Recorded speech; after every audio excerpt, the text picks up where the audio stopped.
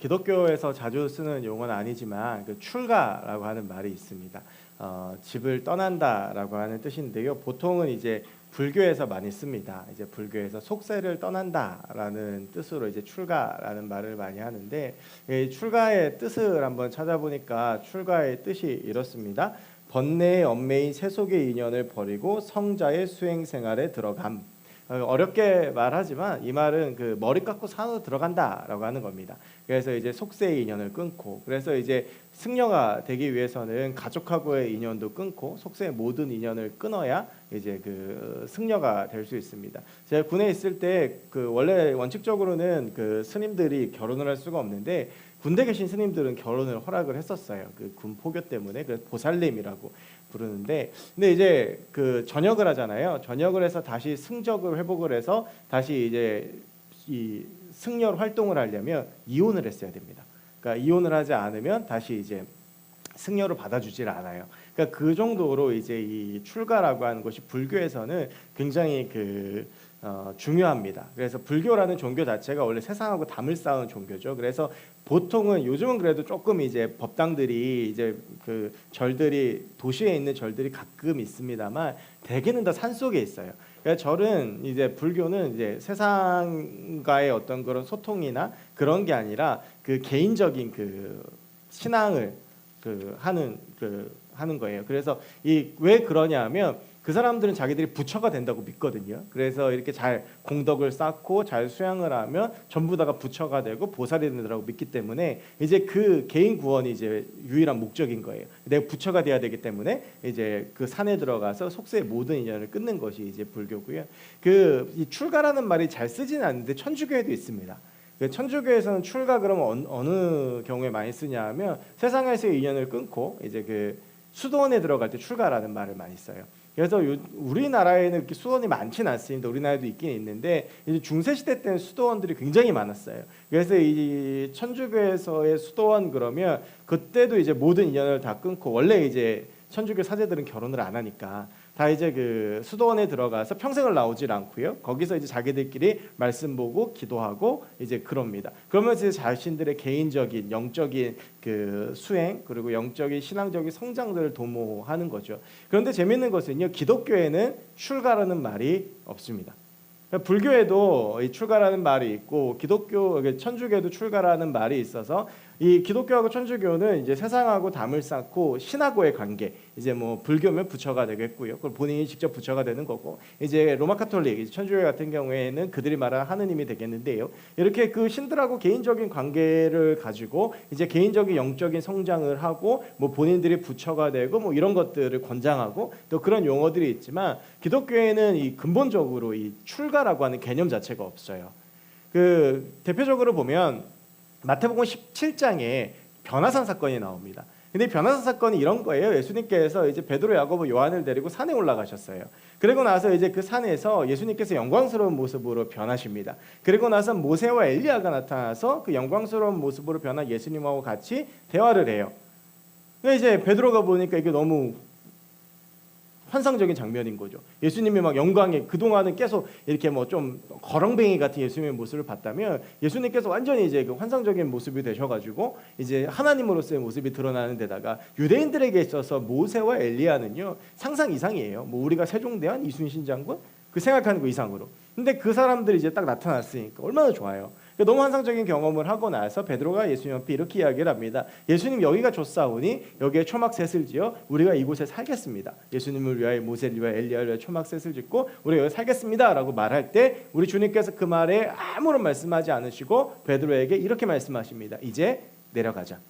그러니까 하나님을 만나고 거기서 영광스럽고 막 환상적인 경험을 하는 것도 좋지만 결국에 예수님의 눈은 또 어디로 향해 있었냐 하면 그 산 밑으로 향해 있었다라고 하는 거예요. 여러분, 그래서 기독교라고 하는 종교는 원래가 이 세상하고 담을 쌓은 것이 아니라 세상 속으로 들어가야 되는 종교입니다. 그래서 사도 바울도 바울서신에서 그런 말을 합니다. 너희가 세상 밖에 있는 것이 아니라 너희도 세상 안에 있다. 그래서 사람들하고의 관계가 중요한 거예요. 여러분, 이것이 주기도문에도 연결이 됩니다. 우리가 지난주에 마태복음 6장 9절 10절 말씀을 나누면서 주기도문에 대한 이야기들을 했습니다. 네, 제가 지난주에 말씀드렸지만 주기도문이 크게 두 부분으로 나눌 수가 있어요. 이 예수님께서 가르쳐 주신 마태복음 말씀을 기준으로 하면 9절하고 10절에 하나님과 사람과의 관계이고요. 그리고 11절, 12절, 13절에 사람 사이의 관계에 대한 기도문입니다. 그러니까 우리가 살아가는 삶에 대한 이야기들이에요. 이것은 십계명에도 마찬가지예요. 그 구약 성경에서 하나님께서 직접 모세에게 주셨던 십계명을 보면 1계명부터 4계명까지는 하나님과 사람과의 관계이고 5계명부터 10계명까지는 사람과 사람 사이 혹은 우리의 삶에 대한 이야기들입니다. 이게 주기도문에도 마찬가지예요.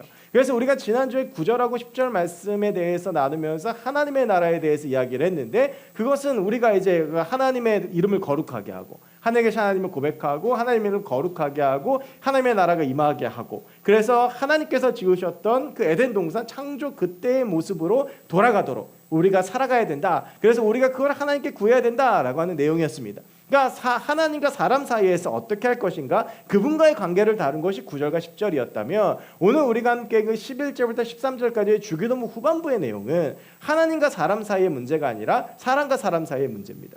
왜냐하면 하나님의 관심은 단순히 하늘나라에만 있는 것이 아니라 그래서 이 주기도문에 우리가 지난주에 나눴던 것처럼 그거잖아요. 뜻이 하늘에서 이루어진 것 같이 땅에서도 이루어지게 하소서. 하나님의 관심이 거기 있기 때문에 이제 그렇게 10절 말씀을 마무리하면서 그렇다면 우리가 그리스도인으로서 이 땅에서 어떻게 살아가기를 원해야 되는가 그 부분을 11절부터 13절까지의 이 내용을 통해서 핵심적으로 알려주고 계신다라는 거죠. 예수님께서 너희 이렇게 기도해야 돼 라고 하시면서 두 가지 구절을 가지고 말씀하시는데 먼저 하나님과의 관계에서 구할 것 그것을 9절에서 10절에서 알려주세요. 하나님과의 관계에서는 이것을 구해야 된다. 그리고 이 11절과 13절 말씀에서는 사람과 사람 사이에서 구할 것 기도 제목들을 말씀해 주시면서 또 여기에는요 이 기도라고 하는 것이 뭐냐 하면 결국에는 그 기도대로 살아야 되는 것을 의미하는 거죠. 그러니까 11절부터 13절까지는 우리가 그리스도인으로서 어떻게 사람들과의 관계 속에서 이 땅에서 살아가야 되는지를 보여주고 있다라고 하는 것입니다. 그래서 이제 말씀을 좀 들여다보면 이제 11절 말씀이 그렇게 되어져 있어요. 우리에게 일용할 양식을 주시옵고 여기서 이제 이 양식이라고 하는 단어가 나오는데 이 양식이라고 하는 것이 흔히 말하는 그 빵을 의미합니다. 근데 양식이라고 하는 이 단어가 헬라어 단어로 알토스라고 하는 단어예요. 이 알토스 그러면 그 당시에 사람들이 먹었던 빵, 음식, 먹을 것을 이야기하는데 근데 이 동일한 단어가 마태복음에 한 군데 더 나옵니다. 어딜 것 같나요? 이거보다 앞에 있습니다. 네, 떡입니다. 무슨 떡이죠? 예수님께서 시험 받으실 때 마태복음 4장에 보면 예수님께서 세 가지 시험을 받으세요. 근데 그 중에서 첫 번째 시험이 뭐였냐 하면 이 돌들을 떡으로 만들어라 라고 하는 시험이었어요. 왜 이게 중요하냐 하면 자 여러분 지금 예수님의 상황이 어떤 상황이냐 하면 예수님이 광야에 가셔서 그냥 시험 받으신 게 아니라 40일 동안 금식을 하셨어요. 여러분 제가 언제 한번 말씀드렸지만 제가 일주일 금식해봤거든요. 일주일 금식하면 눈 뒤집어집니다. 진짜 아무것도 그러니까 이게 이런 거예요. 내가 그냥 그 자의적으로 또 안 먹는 거하고는 달라요. 안 먹는 것과 못 먹는 것은 다릅니다. 그러니까 안 먹는 건 그냥 이렇게 좀 참을 수 있는데 못 먹는 거는요. 먹고 싶은 게 자꾸 생각나요. 근데도 못 먹는 게 슬픈 거죠. 그러니까 예수님께서 40일 동안은 금식하셨는데 배도 고프고 막 먹고 싶은 것도 얼마나 많고 여러분 성경에 보면요 예수님께서 가장 많이 하시는 일이 세 가지가 있어요. 복음서에 보면 하나가 병 고치시는 거고 하나가 말씀 전하시는 거고 하나가 드시는 거예요. 예수님도 보시면 이렇게 드시고 하시는 거 좋아해서 같이 교제하고 하시는 거. 그냥 예수님께서 40일 동안 아무것도 못 드셨단 말이에요. 그런데 그런 예수님에게 나타나서 마귀가 했던 첫 번째 시험이 뭐냐 하면 이 돌들을 떡으로 만들어라 라고 하는 거였어요. 그러니까 여기서 이 알토스라는 단어가 또 사용되어지는데 그러니까 이 같은 단어가 사용되어지고 있잖아요. 그냥 여기서 말하는 양식이라고 하는 것이 단순히 빵 한 조각 이런 것을 의미라는 것이 아니라 우리가 살아가는데 필요한 우리의 필요들을 말한다라고 하는 거예요. 그러니까 어떤 음식에 대해서 국한지는 것이 아니라 여기서 말하는 우리에게 일용할 양식을 주시옵고라고 하는 말은 우리의 필요를 채워달라라고 하는 것입니다. 우리의 필요를 채우시는 분이 누구란 것입니까? 하나님이시라는 거예요. 그래서 여러분 예수님께서 그런 말씀하셨어요. 너희 하늘의 새를 한번 봐라. 저 새들은 날고 떨어지는 것도 누구 손에 있다? 하나님의 손에 있다. 저 새들, 저 들의 백합화를 보라. 수고도 않고 길쌈도 하지 않는데, 그러니까 뭘 살려고 애쓰지 않는데 저들이 살아있는 것은 누구 때문이라는 거예요? 하나님 때문이라는 거예요. 그러니까 여러분, 우리의 필요들이 누구의 손에 달려있냐 하면 하나님 손에 달려있다라고 하는 거예요. 그럼 우리가 우리의 필요를 누구한테 구해야 되냐 하면 하나님께 구해야 된다라고 하는 겁니다. 하나님이 허락하시면 받는 것이고 하나님이 허락하지 않으시면 받지 못한다라고 하는 거예요. 그러면서 여러분, 여기서 우리가 한 가지 생각할 수 있는 것은 뭐냐 하면 우리가 우리의 필요를 위해서 하나님께 기도하는 것이 잘못된 것이 아닙니다. 뭐 우리가 살다 보면 여러 가지 필요한 것들이 있을 수 있잖아요. 뭐 돈이 필요하기도 하고 뭐 물질이 필요하기도 하고 여러 가지 뭐 이제 뭐 청년들 취업도 해야 되고 결혼도 해야 되고 이런 필요들에 대해서 구하고 그런 그것들을 위해서 사는 것 자체가 나쁜 것은 아니다라고 하는 거예요. 먹는 것, 가지는 것, 누리는 것은 죄가 아닙니다. 내가 할 수 있는 범위 안에서 먹고 누리고 가지는 것은 죄가 아니에요. 그래서 우리는 경제활동을 해야 되고 일도 해야 되고 돈도 벌어야 됩니다. 각자의 자리에서 최선을 다해 살아가고 그 가운데 돈도 벌고 필요한 양식을 사야 돼요. 불교에서 말하는 무소유가 기독교에서 반드시 올바른 삶은 아닙니다. 우리는 하나님께서 주신 것들을 누리고 하나님께서 내게 주신 복이라고 하는 것들을 누릴 필요가 있습니다. 그런데 오늘 우리가 이 11절에서 더 눈여겨봐야 되는 것은 양식이라는 단어 바로 앞에 붙은 말입니다. 오늘 예수님께서 우리에게 양식을 달라고 기도하지 아니하시고 그 앞에 말을 붙이시는데 그것이 뭐냐면 일용할입니다. 여러분, 일용이라는 것은 뭡니까? 하루에 필요한 만큼입니다. 우리의 필요를 채우시는데 어느 필요를 채우시냐 하면 오늘 내게 필요한 것들을 달라라고 하는 것입니다. 이 일용할이라는 말을 또 헬라어로 보면 에피우시오스인데 생존을 위한이라고 하는 뜻입니다. 그러니까 내가 꼭 사는데 필요한 만큼인 것입니다. 우리가 우리의 필요를 하나님 앞에 구해야 되는데 어느 정도의 필요를 구해야 되냐 하면 내가 오늘 하루 살 만큼의 필요를 구하라고 하는 것입니다. 그리고 넘치는 것들은 그럼 어떻게 해야 되는 것입니까? 하나님께서 내게 주신 것들에 감사하며 나눠야 된다라고 하는 것입니다. 여러분, 이것이 구약 성경의 희년제도에 잘 나와 있습니다. 제가 지난주에도 희년제도 잠깐 말씀드렸지만 희년은 50년에 한 번 돌아옵니다. 50년에 한 번 돌아오는 그 해에는 서로 빚도 면해줘야 되고 땅도 싼값에 팔아야 되고 가진 것들도 막 나눠줘야 되는 곳입니다. 그게 희년입니다. 그래서 가난한 사람들은 그 50년 되기 희년 되기만을 기다려요. 그러면 넘치는 것들을 의무적으로 나눠줘야 돼요.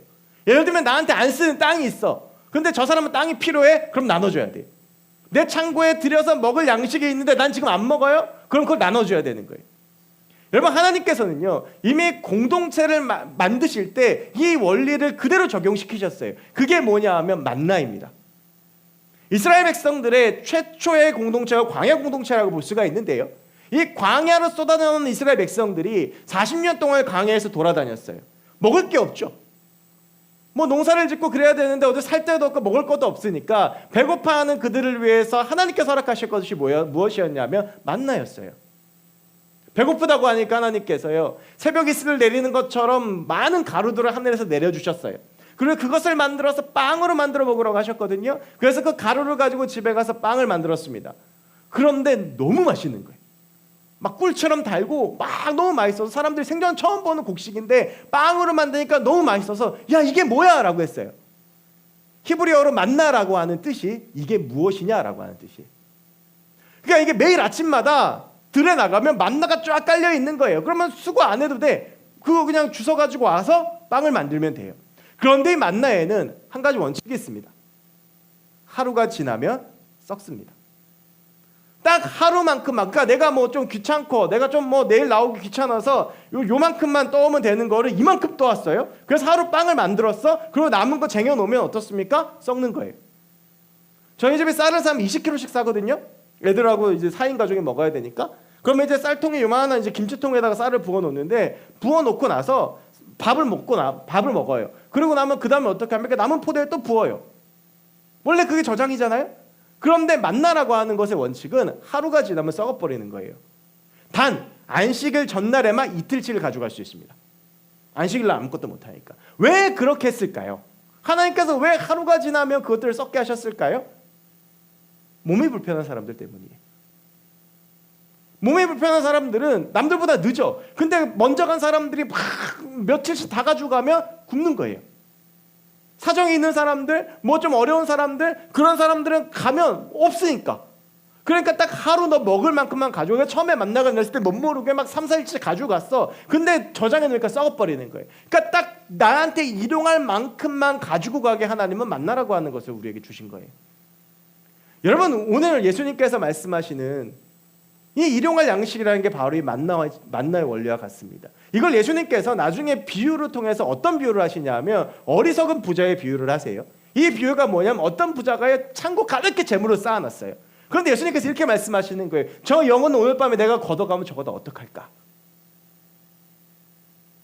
여러분, 우리가 우리의 필요를 구하고 우리의 필요를 위해서 일하고 내게 하나님께서 주신 것들을 누리는 것은 죄가 아닙니다만 그것이 넘쳐나고 썩어지는 것은 죄입니다. 우리가 그것을 무엇이라고 합니까? 욕심이라고 합니다. 그냥 내게 있으면 이것이면 충분해요. 이것이면 돼요. 그런데 우리는 자꾸 더 많은 것, 더 좋은 것을 원해요. 그런데 문제는 뭐냐면 내가 그것을 가지기 위해서 물질을 쓰고 재물을 쓸 때 그 물질과 재물을 나누지 못해서 죽어가는 사람들이 있다라고 하는 거예요. 그리스도인들은 그 사람들을 바라볼 수 있어야 됩니다. 우리는 돈을 벌기 위해서 사는 사람들이 아니에요. 살다 보니까 돈을 벌게 되는 거예요.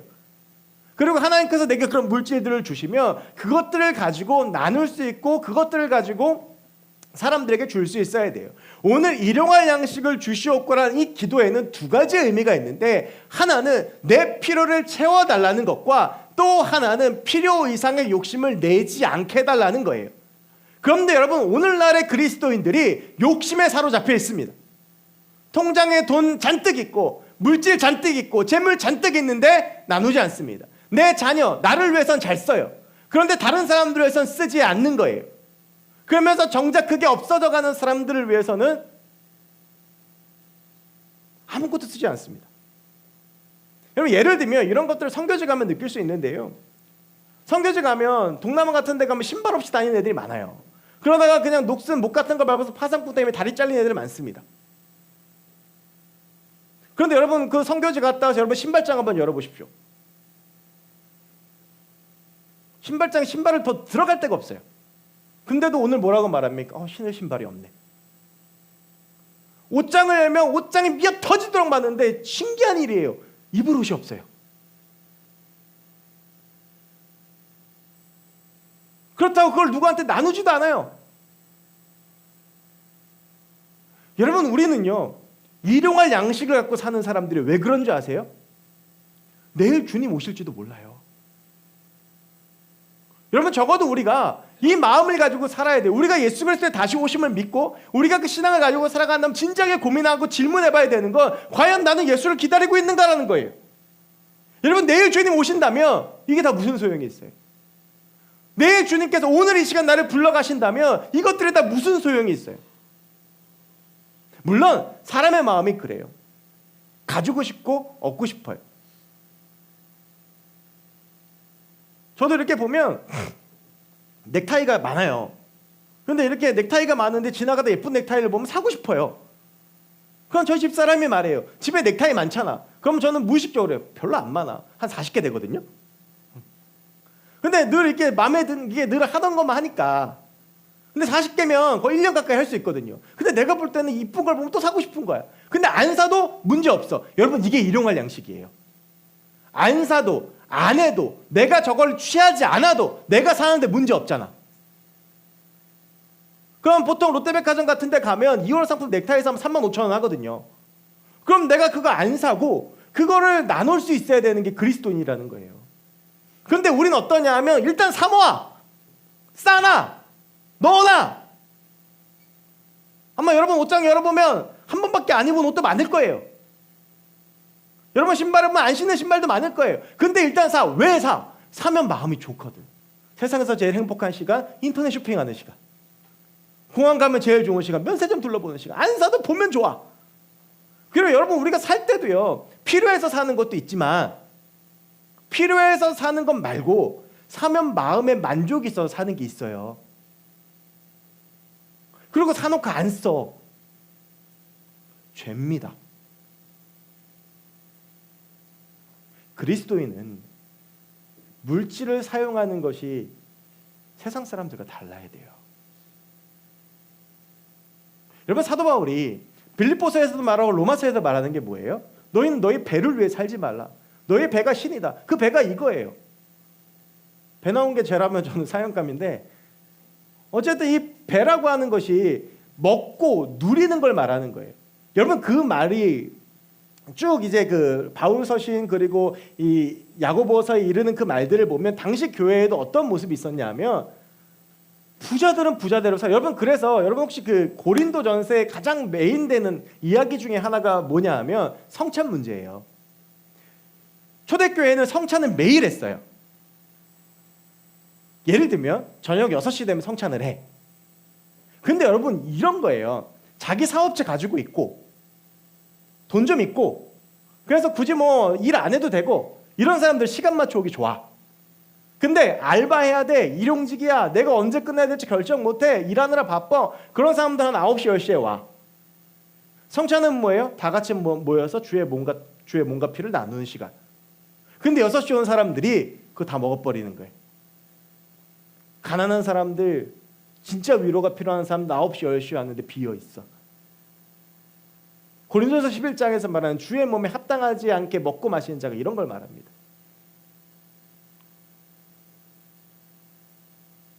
우리는 양식을 달라는 기도에 초점을 맞추지만, 이 양식보다 더 중요한 것은 우리가 일용할 것에 감사해야 돼요.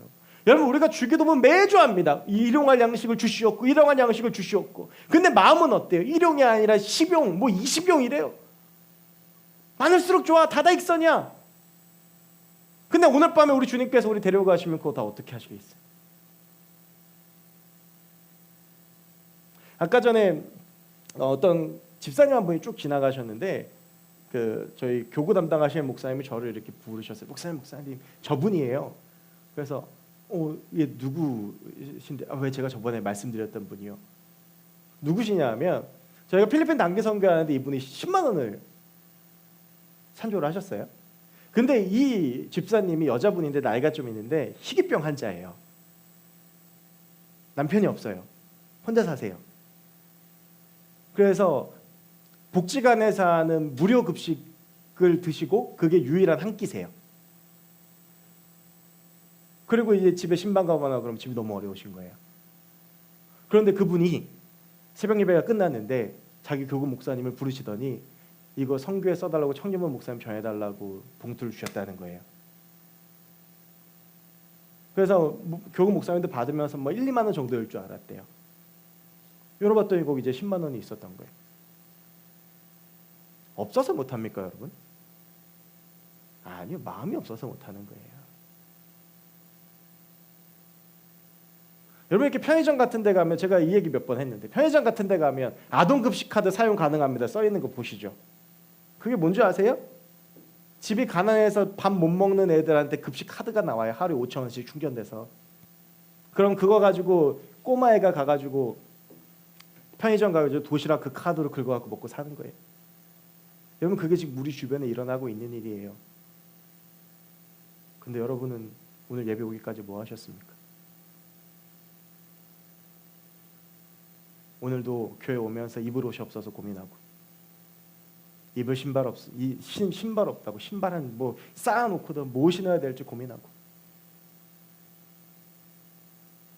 인터넷 쇼핑몰 뒤지면서 이미 나에게 있고 더 이상 필요도 없는 것들, 내 만족과 내 유익을 위해서 구하고 찾고, 그러면서도 교회 와서는 우리에게 일용할 양식을 달라고 기도하고 있지 않습니까?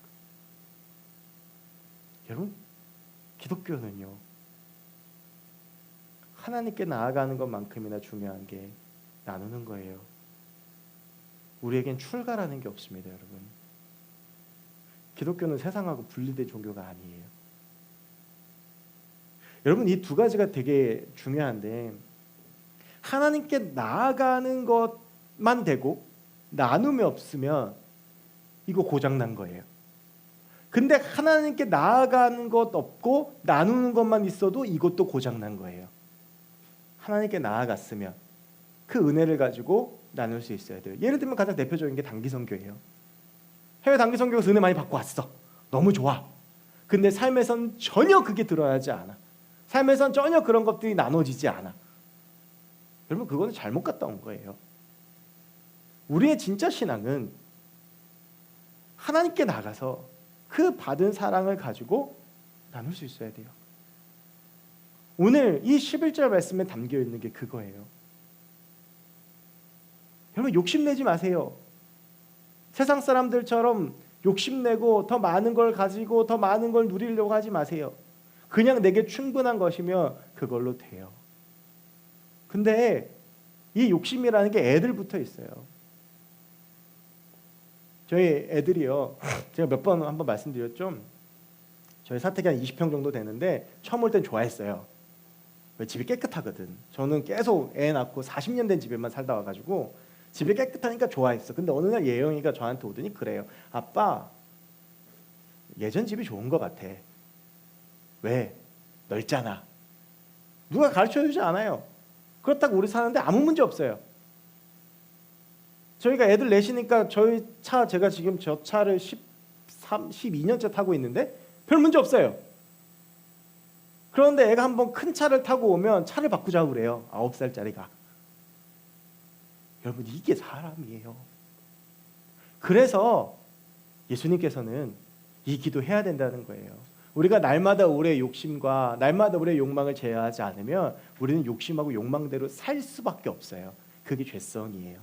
그래서 우리는 일용할 양식으로 만족할 수 있는 기도를 계속해야 돼요. 그리고 그 훈련을 해야 돼요. 여러분 가지고 있는 거, 나한테 필요 없는 건 나눌 수 있어야 되고, 나한테 필요 없는 것들 더 이상 가지려고 하면 안 돼요. 충분한 거잖아요. 이걸로 되는 거잖아요. 없어도 되잖아요. 신발이 10켤레 20켤레 되는 이유가 뭐예요?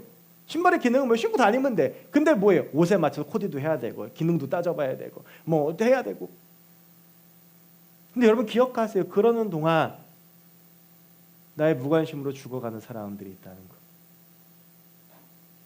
하나님의 나라가 뭡니까 여러분? 하나님의 나라는 나 혼자 누리는 게 아니라 그 주님께서 내게 주신 은혜를 나누는 게 하나님 나라예요. 제가 성경적이진 않은데 지금도 어렸을 때 봤던 장면 중에서 아 저게 천국이다라고 지금도 생각하는 게 뭐냐면 아마 여러분들 다 보셨을 거예요.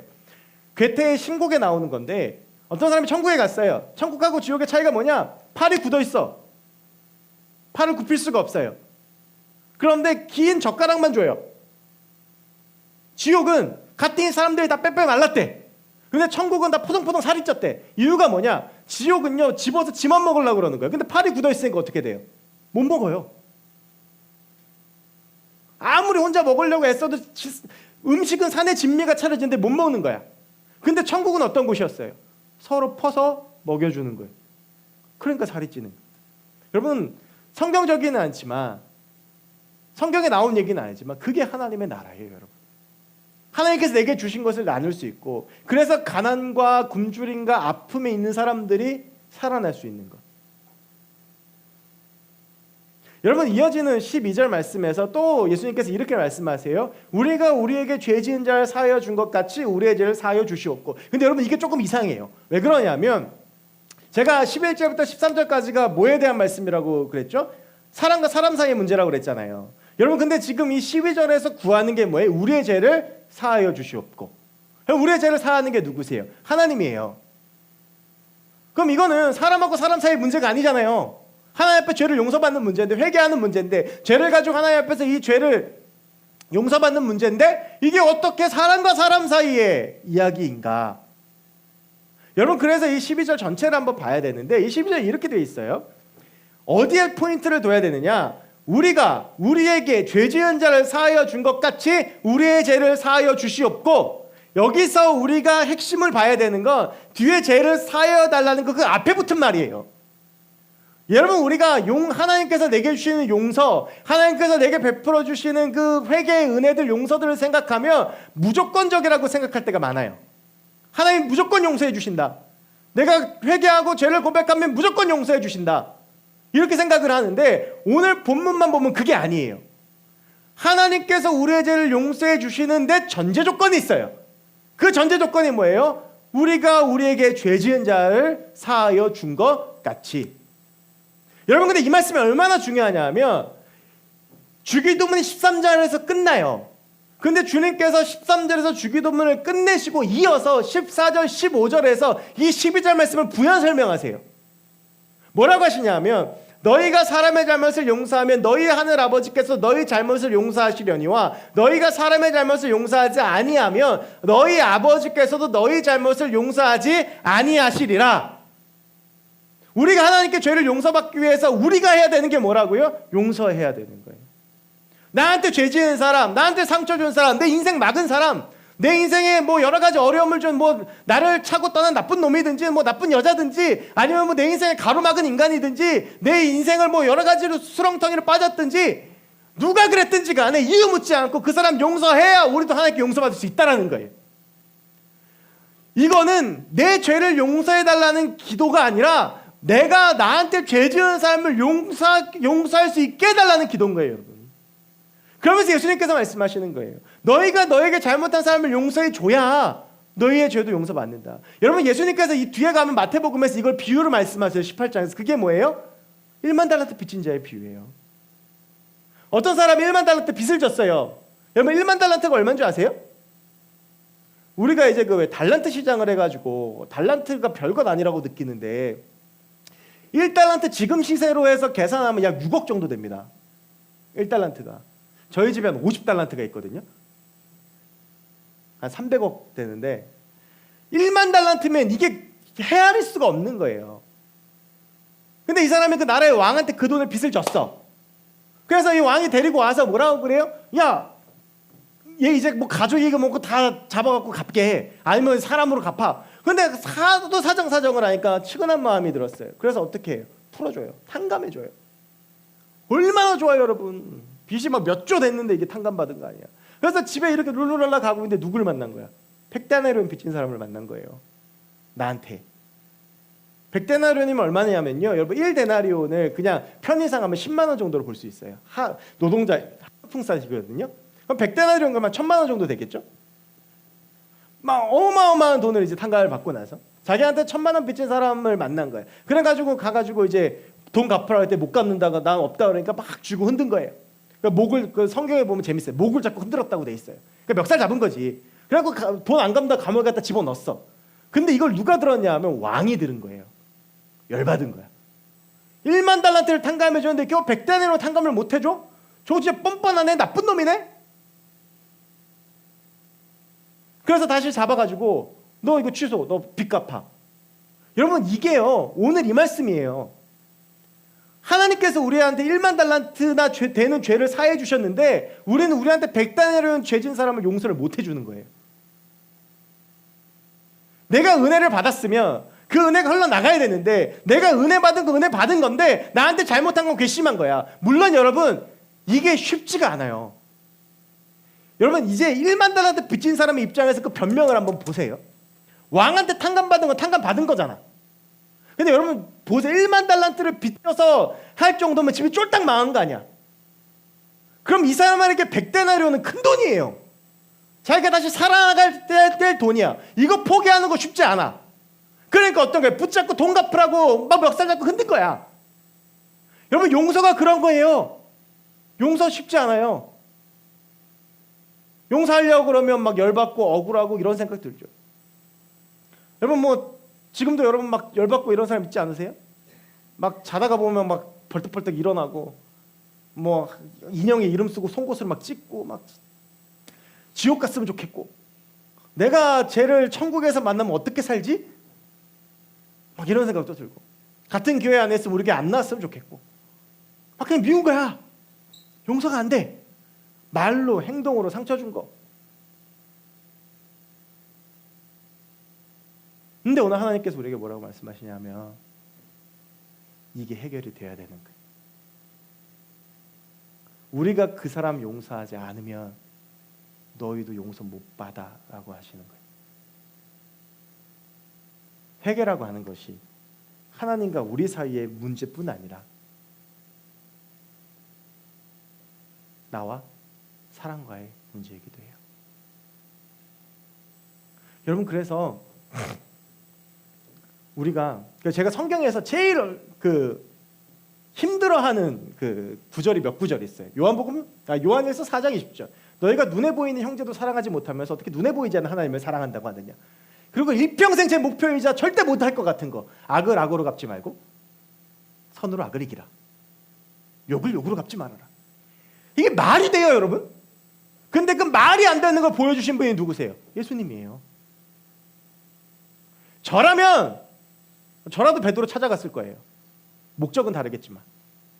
생각해 보세요. 한 여기서 여기 여기 상음에 여기 이 정도 되는 거리야. 나는 신문 받고 이제 곧 죽어. 근데 저기서 뭐라 그러는 거야? 나 저 사람 몰라요. 야, 니네 교회 청년부 목사님이잖아. 아니요, 몰라요. 니네 교회 청년부 목사님, 아니 저 사람 이상한 사람이에요. 들었어. 열 받아 안 받아. 그리고 난 죽었어. 살아났으면 찾아가지. 찾아가서 뭐라고 그래요? 내가 너 뭐라 그랬냐? 너 나 모른다고? 이럴 거 아니에요? 일단 뭐 그게 해야 되는데 예수님께서 찾아가서 뭐라고 그러셨어요? 예수님께서 딱 베드로 찾아가셔가지고 떡을 구우시고 생선을 구우시고 아침 식사를 대접하시고 너 나 사랑하냐? 물어보시고. 여러분, 성경은 용서의 이야기예요. 여러분, 요셉이 자기 일을 벌인 형들을 어떻게 했어요? 용서해 줬어요. 여러분, 그 형들 때문에 어떤 고생했어요? 그 형들 때문에 노예로 팔리고 감옥에 들어가고, 근데 용서해 주는. 자기를 죽이려 했던 장인 사울을 다윗은 용서했어요. 자기를 개무시하던 사도 바울을 용서하고 그들과 믿음의 동역자가 됐고, 1차 전도여행 때 도망가서 자기를 힘들게 만들었던 마가를 결국에는 사랑하고 용서하고 그가 가장 보고 싶다고 말했어요. 여러분, 지금 여러분이 용서 그러면 생각나는 인간들이 있을 거예요. 용서 그러면 저거는 저 평생 용서 못한다. 막 여러 상처들을 준 사람.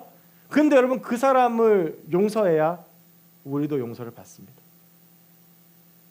그 문제가 해결이 안 되면 안 돼요. 근데 여러분, 이걸 알아야 돼요. 그러면 하나님은 왜 우리한테 용서를 하라고 하실까요? 누구를 위해서? 누구를 위해서?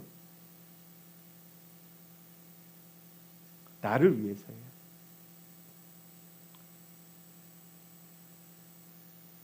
여러분, 예전에 뭐 혹시 학교 다니면서 그런 경험 하신 적 없어요? 대학 다니다가 누구랑 이렇게 사귀다가 얘가 바람이 났어. 그래서 헤어졌네? 그럼 마주치면 껄끄럽죠? 그럼 피해 다녀. 그러다가 뭐 군대 갔다 오고 그래서 뭐 잊혀지면 절대 제 경험 아니에요. 군대 갔다 와서 잊혀지고 그러면 다시 볼 때 어때요? 잊혀지고 그러면 괜찮아. 여러분, 교회 공동체 안에서 누가 용서 못하는 사람이 있으면 피해 다니고 괴롭고 힘들고. 그런데 여러분, 이게 여기서 끝나는 게 아니라 그 마음 가지고 천국 간다고 생각해 보세요. 어떻게 살 거야? 죽도록 미워하는 사람은 내 마음속에 있는데 내 마음속에 하나님의 나라가 임할 수 있겠어요? 내가 이 상처를 극복하지 못했는데 내 마음속에 하나님의 나라가 임할 수 있겠어요? 내가 정말 죽도록 이 사람은 생각만 하면 싫고 밤마다 인형 붙잡고 이름 찍고 싶고 정말 이 사람 망했으면 좋겠고 안 됐으면 좋겠고 진짜 막 지옥 갔으면 좋겠는데 그런 사람이 내 마음속에 있으면 여러분, 내 마음속에 하나님 나라가 임할 수 있겠어요? 우리 공동체 안에 그런 사람들이 있다면 우리 공동체 안에 하나님의 나라가 임할 수 있겠습니까? 아닌 거예요. 힘들죠. 안 되죠. 제가 언젠가 한번 그 말씀 드렸잖아요. 손양환 목사님이요, 자기 아들 죽인 청년을 양자로 삼았어요. 우리 와 대단하다 그러죠. 그런데 여수 예양원 가서 그분의 일기를 보면 그 아들을 죽인 공산당 청년하고 앉아서 첫 식사할 때 손양환 목사님 일기가 나와요. 밥을 넣어도 모래알을 씹는 것 같고 지금 당장 첫 죽이고 싶고 쫓아내고 싶다. 용서는 그런 거예요. 그런데 우리가 용서를 해야 되는 이유요? 다른 그 무엇도 위해서가 아니라 나를 위해서. 나를 위해서. 여러분, 용서하고 화해의 차이 아시죠? 화해는 뭡니까? 둘이 같이 하는 거. 용서는 내가 하는 거. 여러분, 제가 이렇게 말씀드리지만 뭐 저도 길지 않은 뭐 짧지 않은 인생을 살았으니까 제 인생 가운데 용서할 수 없는 사람들이 있죠. 돌이켜보면 제 인생의 진로를 막았던 사람도 있고, 상처 줬던 사람도 있고, 뭐 헤어졌던 예전 연인도 있고, 도무지 막 지금도 왜 그랬는지 이해가 안 가는 일들과 사람들이 있어요. 여러분, 그런데 그것 붙잡고 그것 묵상하면 행복합니까? 제가 언젠가 한번 그런 말씀 드린 적 있죠. 제가 군에서 나오게 된 결정적인 이유가 어떤 분이 저한테 이렇게 평정을 잘못 써서인데, 제가 그 다음부터 진급 결과만 나오면 제 거보다 그분 거 먼저 찾아봤어요. 왜? 이거 됐나 안 됐나 보고 싶어. 안 되니까 기뻐.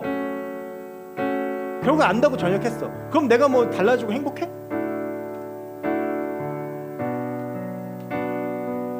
여러분 마음에 자유를 주세요. 과거의 일이 지금의 나한테 영향을 미쳐서는 안 됩니다. 어떠한 상처와 어떠한 일들을 받았는지 저는 다 알지 못하지만 하나님께서 여러분들이 그거에서 자유하길 원하세요. 인간관계에서 부딪힌 거 있죠. 여러분, 교회요? 더해요. 왜? 교회는 죄인들이 모이는 데잖아요.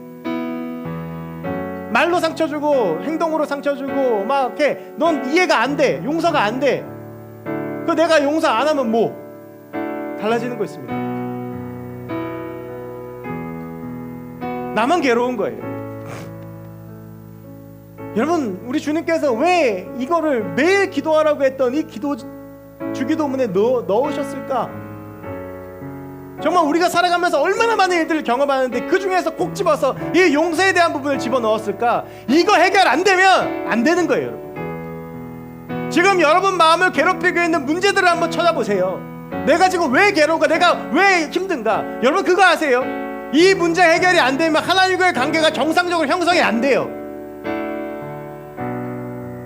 나한테 상처 준 사람, 용서 못하는 사람 잘 돼보세요. 하나님 원망밖에 안 나와요. 그렇다고 나한테 상처 주고 내가 용서 못하는 사람이 안 돼봐요? 죄책감 들어요. 나갈 수가 없는 거야. 모든 관계가 막히는 거야. 여러분 안에 있는 그 용서의 문제가, 그 사람의 문제가 해결이 되지 않으면 내 안에 하나님의 나라는 임할 수도 없고 우리는 도저히 한 발자국도 걸어나갈 수 없어요. 여러분이 어떠한 이유들로 상처받고 아픈지 모르겠지만 저한테도 그런 부분들이 있는데 거기에 매여 있으면 우리는 나아갈 수가 없는 거예요. 하나님을 볼 수가 없는 거예요. 여러분에게, 여러분 마음에게 진리가 자유를 준다고 하셨듯이 이 진리의 말씀으로 자유를 주시기 바랍니다. 저는 여러분의 마음 가운데 그 하나님의 나라가 임하길 원합니다. 매일 용서하지 못하는 것들을 붙잡고 그것들로 씨름하고 그것들에 매여서 아무것도 하지 못하고 그것들 때문에 교회 공동체가 쪼개지고 그것 때문에 내 마음이 쪼개지고 슬프고, 아니에요 여러분. 분명한 건 하나님은 저와 여러분들이 평안하고 행복하기를 원하세요. 지금 힘들어도 그 용서의 벽을 넘어야 우리가 오늘 평안한 겁니다. 어디서 누굴 만나도 괜찮고 꺼리낌이 없는 거. 여러분, 이 문제가 우리 안에 해결됐으면 좋겠습니다. 그것은 우리가 십자가를 붙잡고 예수 그리스도를 바라볼 때, 그 미움의 자리를 예수의 사랑으로 밀어낼 때, 내 안에 예수의 사랑이 가득할 때, 내 안에 하나님의 나라가 임할 때, 우리의 마음이, 우리의 삶이 그 하나님의 나라가 되길 원합니다. 이 시간 같이 함께 이 마음의 소망을 가지고 주의 나라가 임할 때에 찬양하도록 하겠습니다.